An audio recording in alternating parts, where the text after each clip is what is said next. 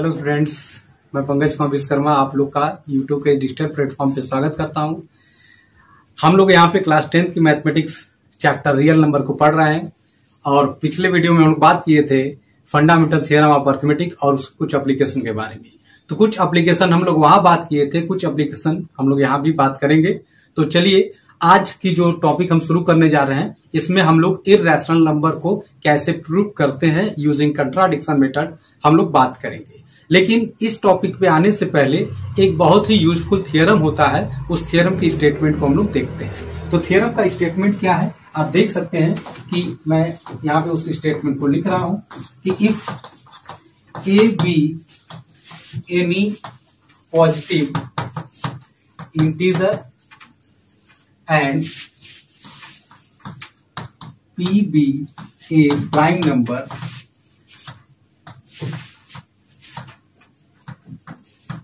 which divides a square, then p divides a। देखिए बहुत ही महत्वपूर्ण थियरम है ये और बहुत ही यूजफुल है इस कमिंग टॉपिक में। तो आप अगर यहाँ ध्यान से पहले इसको समझ लें हम लोग तो देखें तो इसमें जो स्टेटमेंट यूज किया गया, स्टेटमेंट में क्या है, स्टेटमेंट में बस इतनी सी बात लिखा है कि अगर ए कोई एक पॉजिटिव इंटीजर है और पी कोई एक प्राइम नंबर है, तो अगर p a स्क्वायर को डिवाइड कर रहा है तो p a को भी डिवाइड करेगा। इस बात को समझने के लिए हम यहाँ पे एक एग्जांपल लेते हैं। मान लीजिए हमने a की वैल्यू यहाँ पे 9 ले लिया और हमने p की वैल्यू 3 ले लिया।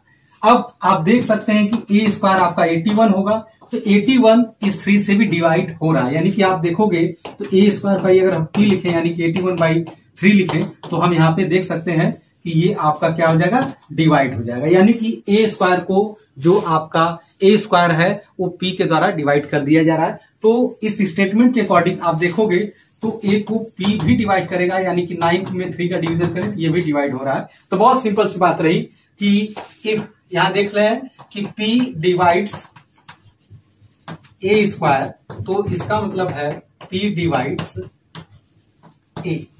बहुत सिंपल सी बात यहाँ पे है इस स्टेटमेंट में, बस इतना ही कहना है कि अगर p किसी पॉजिटिव इंटीजर के स्क्वायर को डिवाइड करता है, a स्क्वायर को डिवाइड करता है, तो वहीं p आपका उस पॉजिटिव इंटीजर a को भी डिवाइड करेगा। तो चलिए इस टॉपिक को समझ शुरू करते हैं। प्रूविंग इर्रेशनलिटी, प्रूविंग इर्रेशनलिटी कहते हैं। तो इस टॉपिक पे आने से पहले हम जिस मेथड का आप इस्तेमाल करेंगे उस मेथड के बारे में बात कर रहे हैं। पहले तो हमने आपको बताया कि हम लोग यहाँ पे कंट्राडिक्शन मेथड का यूज करेंगे। तो कंट्राडिक्शन मेथड होता है, पहले इसको समझ लें, फिर उसके बाद हम लोग क्वेश्चन लगा के इस बात को और क्लियर कर लिया जाएगा। तो कंट्राडिक्शन मेथड का मतलब ये होता है कि हमें अगर मान लीजिए कोई नंबर दिया है कि ये नंबर आपका एक इर्रेशनल नंबर है, तो हम क्या करते हैं, इस मेथड का इस्तेमाल करते हैं। तो सबसे पहला काम हमारा ये रहता है कि जो हमें दिखाना है हम उसका ठीक अपोजिट एज्यूम करते हैं। हमें इर्रेशनल दिखाना है तो हम उसे रैशनल एज्यूम कर लेंगे। तो अगर हम एज्यूम कर लें कि चलिए ठीक है कि √2 एक इर्रेशनल नंबर हमें दिखाना है, क्वेश्चन हमारे सामने है, तो हम उसमें एज्यूम करेंगे कि let √2 is a rational number. ठीक है, तो आपका अगर ये रैशनल नंबर एज्यूम कर लिया गया तो जो रैशनल नंबर के आपके ऑपरेशंस होते हैं हम उसको परफॉर्म करते हैं उस पर और कुछ थियरम का इस्तेमाल करते हैं और हम इस बात पे कंक्लूड करके पहुंच जाते हैं कि हमने जो माना था, हमारा जो एजम्पशन है यानी कि √2 इज ए रैशनल नंबर, वो रॉन्ग है। तो अगर ये रॉन्ग है तो फिर सही क्या होगा, √2 एक इर्रेशनल नंबर है।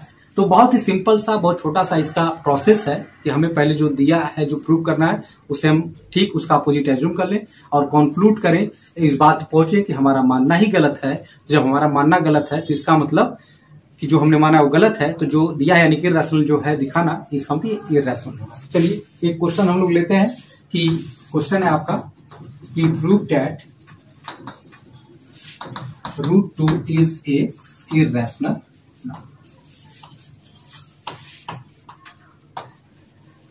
तो कैसे इसको प्रूव करेंगे, तो सबसे पहले जैसा कि मैंने आपको बताया था कि आप एज्यूम कर लीजिए कि √2 इज ए रैशनल।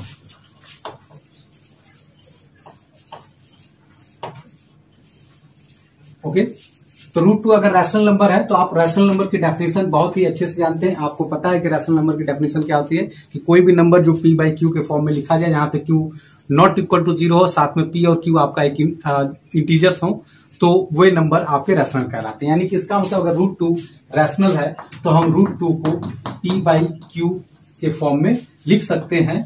और यहाँ पे एक थोड़ा सा यहाँ पे हमें ये बात मेंशन कर देना होता है कि where q is not equal to 0 and p and q are integers having no common factor। इस बात को आप मेंशन करेंगे, समझेंगे, फैक्टर अदर देन 1। तो ये बहुत ही महत्वपूर्ण लाइन है जो मैंने अभी माना है। यहाँ पे आप देख सकते हैं हमने यहाँ पे क्या माना है कि p और q जो है वो आपके इंटीजर हैं जहां पे कुछ भी कॉमन, नो कॉमन फैक्टर। इस पॉइंट को आप लोग थोड़ा नोट करिएगा कि no common factor other than 1, यानी कि p और q ऐसे इंटीजर हैं जहां पे उन दोनों में कुछ भी कॉमन नहीं है 1 को छोड़ के। ओके, ये बहुत ही इंपॉर्टेंट पॉइंट है। इसी पॉइंट पे हम लोग, ये हमारा जो एजम्पशन से सब कुछ बेस्ड है।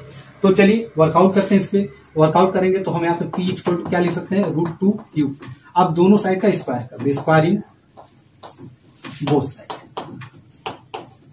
अगर हम स्क्वायर करेंगे तो p स्क्वायर इक्वल टू क्या आएगा, 2q square. Okay, p square equal to आपका आ गया 2q स्क्वायर। आप यहां देख सकते हो कि जो 2 है एक प्राइम नंबर है और ये आपका p स्क्वायर लिखा गया है। तो इसका मतलब ये यहां से देखने से क्लियर है कि p स्क्वायर को हमने एक्सप्रेस किया है 2 × q स्क्वायर। इसका मतलब कि जो आपका p स्क्वायर है उसको क्या कर रहा है, ये 2 डिवाइड कर रहा है। जैसे आप लिखते हो, अगर हम 15 के लिखो 3 × 5, तो आप देख सकते हैं कि इस 3 से ये 15 डिवाइड हो जाएगा इजिली। ये आपका 15 जो है इस 3 से डिवाइड हो जाएगा। तो आप इस बात को समझ सकते हैं कि अगर कोई भी नंबर अगर इस तरह से लिखा गया, किसी नंबर को अगर हम फैक्टर के टर्म में लिख देते हैं, मल्टीप्लाई के टर्म में लिख देते हैं, तो इसका मतलब ये दोनों नंबर्स को डिवाइड कर रहा है। तो यहाँ पे p स्क्वायर को 2 क्या करेगा, डिवाइड करेगा। 2 चूंकि एक प्राइम नंबर है तो हम यहाँ पे लिखते हैं कि देयरफॉर 2 डिवाइड्स p स्क्वायर। अभी जो हमने थोड़ा देर पहले थ्योरम पढ़ा था जिसका स्टेटमेंट हम लोग देखे थे, उसमें आपको बताया गया कोई भी प्राइम नंबर अगर किसी एक पॉजिटिव इंटीजर को स्क्वायर को डिवाइड करता है तो वह प्राइम नंबर उस नंबर को, उस पॉजिटिव इंटीजर को भी डिवाइड करेगा। यानी कि 2 p स्क्वायर को डिवाइड कर रहा है तो 2 इसका मतलब p को भी डिवाइड करेगा। तो हम यहाँ पे लिख देंगे 2, देयरफॉर बाय ए थ्योरम अभी हम लोग लिख देंगे 2 डिवाइड्स p। और ये भी यहाँ पे क्लियर है कि अगर 2 p को डिवाइड कर रहा है तो इसका मतलब 2 क्या है, एक फैक्टर है किसका, p का। तो हम इस बात को यहां लिख देंगे कि therefore 2 is A factor of p। इसे इक्वेशन नंबर 1 मान। ओके, हमने यहां पे क्या किया, हमने यहां पर 2 को इसका एक p का एक फैक्टर दिखा दिया। अब अगर ये जो 2 है, ये जो आपका 2 है, p का अगर एक फैक्टर है तो श्योर है कि हम इसको इस तरह से भी एज्यूम कर सकते हैं। तो मैं यहां पे assume p equal to 2m, जहां पे ये जो m है where m is some integer. Okay, अब इस p इक्वल टू जो 2m है इसको हम लोग पुट कर देते हैं आपका यहाँ पे p square equal to 2q square. तो आप देखोगे हमें क्या देखने को मिलेगा, हमें यहां मिलेगा 2m का square equal to 2q square. Simplify करें तो सिंप्लीफाई करने पे हमें क्या मिलने वाला है, हम यहाँ पे सिंप्लीफाई करें तो हमें यहाँ पे मिलेगा 4m square equal to 2q square. और सिंप्लीफाई करें तो हम देखेंगे 2m square equal to q square. तो यहां भी आप देखोगे ये जो 2 है एक प्राइम नंबर है जो कि इस q स्क्वायर को क्या करेगा, डिवाइड करेगा। पिछले ही टॉपिक की तरह जहां पे हमने यहाँ पे बताया था कि p स्क्वायर को ये 2 देखिए डिवाइड कर रहा है, तो उसी लॉजिक पे हम यहाँ पे कर सकते हैं कि 2 जो है q स्क्वायर को भी डिवाइड करेगा। यानी कि 2 डिवाइड्स q स्क्वायर। ओके, इसका मतलब अभी जो हमने थ्योरम पढ़ा था उस थ्योरम का इस्तेमाल करें फिर से, तो बाय थ्योरम ये कह सकते हैं कि 2 डिवाइड्स तो जो 2 है अगर Q को डिवाइड करेगा तो इसका मतलब 2 क्या हो जाएगा, 2 is A factor of Q। इसे इक्वेशन नंबर 2 मान लें। तो आपने देखा हमने प्रीवियस जो टॉपिक पिछले P को जैसे हमने यहाँ पे फैक्टर दिखाया था, 2 को हमने P का फैक्टर दिखाया था, उसी तरीके से हम लोग यहाँ पे 2 को फैक्टर Q का भी दिखा दिए। तो आप इक्वेशन नंबर 1 और इक्वेशन नंबर 2 को अगर कंक्लूड करिए, एक साथ जोड़िए, तो हमें क्या देखने को मिलता है, हमें यहाँ देखने को मिलता है कि 2 क्या है, एक कॉमन फैक्टर है। 2 आपका P का भी फैक्टर हो रहा है, 2 आपका Q का भी फैक्टर हो रहा है। इसका मतलब 2 जो है आपका P और Q दोनों का फैक्टर है। तो हम इस बात को लिख सकते हैं कि from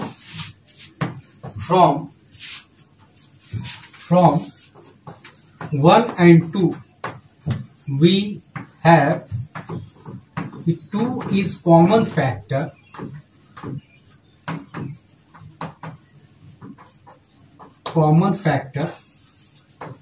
of P and Q। Okay, तो आप देख सकते हैं कि यहाँ पे जो 2 है ये आपका कॉमन फैक्टर हो गया P और Q दोनों का। अगर ये 2 आपका कॉमन फैक्टर हो गया P और Q दोनों का, लेकिन हम सबसे पहले ही यहाँ पे एज्यूम कर चुके हैं कि P और Q ऐसे इंटीजर हैं जिसमें कुछ भी कॉमन फैक्टर नहीं है। तो आपने देखा कि जब आपने एज्यूम किया था कि P और Q ऐसे इंटीजर्स हैं जिसमें कुछ भी कॉमन फैक्टर नहीं है, लेकिन हमने जो आपका कैलकुलेशन किया और हमने ये पाया कि 2 जो है क्या है, एक कॉमन फैक्टर हो गया। यानी कि हमारा मानना यहाँ पे क्या हो जा रहा है, गलत हो जा रहा है। आप देख सकते हैं कि हम क्या मान के चले थे और हमें क्या मिल रहा है यहाँ पे। तो इसका मतलब कि ये दोनों लाइन एक दूसरे के कंट्राडिक्शन कर रहे हैं, यानी कि कंट्राडिक्ट कर रहे हैं एक दूसरे को। तो इसका मतलब ये हो गया कि हमारा एजम्पशंस ही क्या है, रॉन्ग है। तो लिखेंगे it contradict our assumptions so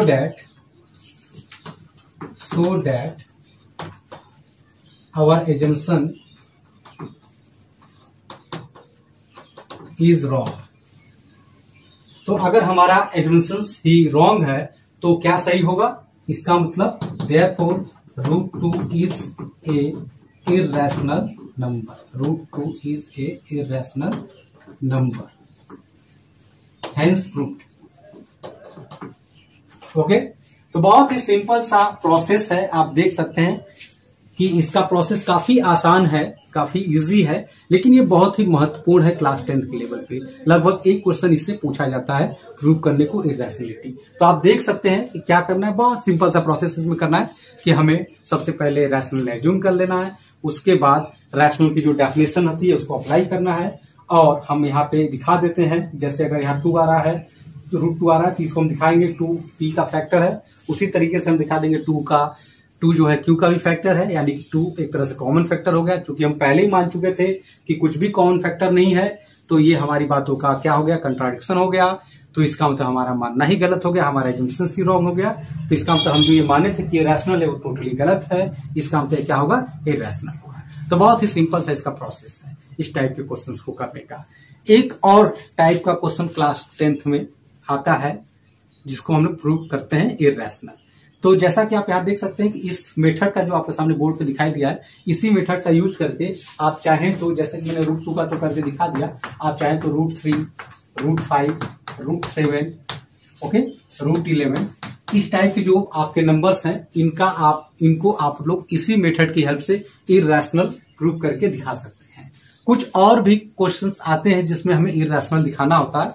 उसमें होता क्या है, ये जो आपके सामने नंबर्स दिए गए हैं इसमें कुछ आपके नंबर ऐड हो जाते हैं या सब्ट्रैक्ट हो जाते हैं या मल्टीप्लाई हो जाते हैं या डिवाइड हो जाते हैं। तो ऐसे किस तरह से हम लोग उसको इरैशनल प्रूव करते हैं, उसका थोड़ा सा मेथड इससे थोड़ा सा आसान और इससे इजी होता है। हम उस टाइप के भी क्वेश्चन से एक देख लेते हैं। जैसे हमारे पास एक क्वेश्चन रहे, prove that 2 + √3 is an irrational number. हमारे सामने एक क्वेश्चन है। तो आप अभी थोड़ा देर पहले हमने देखा था कि √2, √3, √5 इस तरह से नंबर रहते हैं, तो किस तरह से हम लोग इरैशनल प्रूव करते हैं। अब जो हम लोग बात करने जा रहे हैं, आप देख रहे हैं कि इसमें कुछ नंबर यहाँ पे प्लस उसमें हो सकते हैं या माइनस हो सकते हैं, मल्टीप्लाई भी हो सकता है, डिवाइड भी हो सकता है। तो ये दूसरे टाइप के क्वेश्चन है, तो इसको प्रूव करने का तरीका भी थोड़ा सा अलग होता है। तो इस टाइप के क्वेश्चन पे हम लोग बात करने जा रहे हैं। देखिए इस एग्जांपल में तो इसमें भी हम लोग कंट्राडिक्शन मेथड ही यूज करेंगे, ऐसा नहीं कि कोई अलग से मेथड यूज किया जाएगा, सेम वही मेथड है, लेकिन थोड़ा सा हमें वर्कआउट जो करना होगा उसकी अपेक्षा ये इजी होता है, आसान होता है। तो हम सबसे पहले क्या करेंगे, हम यहाँ एज्यूम करेंगे कि let 2 + √3 is a rational number. हमने इसको क्या किया, एज्यूम कर लिया कि ये रैशनल है। अगर ये रैशनल होगा तो जो डेफिनेशन रैशनल की है इसके ऊपर अप्लाई कर देंगे। 2 + 3 = p/q where q is not equal to 0 and p and q are integers. Okay, integers हम इसे लिख दिए। हम इसको थोड़ा सिंप्लीफाई कर दें, तो सिंप्लीफाई करेंगे तो हम इसको लिख सकते हैं √3 = p/q - 2। हम यहाँ पे इस तरह क्यों करते हैं, हम एक्चुअली करना ये चाहते हैं यहाँ पे कि जो इधर आपका इर्रेशनल नंबर हो, जो कि हम पहले प्रूव कर चुके हैं, आपको हम बता चुके हैं कि √2, √3, √5, √7, √11 इस टाइप के जो क्वेश्चंस होते हैं आप इर्रेशनल यहाँ पे प्रूव कर चुके हैं। आप उन्हें यहाँ पे मान के चलेंगे कोई इर्रेशनल है। तो हम यहाँ पे कोशिश हमारी यही रहती है कि जो आपके इर्रेशनल इस टाइप के नंबर होते हैं एक साइड रखें, रिमेनिंग सबको दूसरे साइड लाके उसको सिंप्लीफाई कर दें। तो हम चलिए इसको सिंप्लीफाई कर देते हैं। तो हम देख रहे हैं कि √3 ये आपका आएगा 2 - q/q। इसे कोई नंबर इक्वेशन मान लीजिए। यहाँ पे एक छोटी सी लॉजिक हमें यूज करना पड़ेगा। आप अच्छी तरह जानते हैं कि किसी भी रैशनल नंबर में जब कोई एक दूसरा रैशनल नंबर ऐड या सब्ट्रैक्ट या मल्टीप्लाई या डिवाइड होता है तो रिजल्ट भी एक रैशनल नंबर ही मिलता है। चूंकि ये जो आपका 2 है ये एक रैशनल नंबर है और इधर आपका p/q से आके माइनस हुआ है, तो निश्चित रूप से जो रिजल्ट के रूप में मिला है यह एक रैशनल नंबर है। ठीक है, तो आप पहले से जानते हैं कि √3 एक इर्रेशनल है और ये एक रैशनल नंबर है। ठीक है, तो आप यहाँ देख रहे हैं कि एक इर्रेशनल नंबर के बराबरी कौन कर रहा है, एक रैशनल नंबर कर रहा है, जो कि हो नहीं सकता है मैथमेटिक्स में, क्योंकि रैशनल के बराबर रैशनल होता है, इर्रेशनल के बराबर इर्रेशनल होगा, इर्रेशनल के बराबर रैशनल नहीं हो सकता। तो थोड़ा सी इसी बात को हम लोग यहाँ पे इस लॉजिक को लिख देते हैं कि since p - 2q/q is a rational number but √3 is an irrational।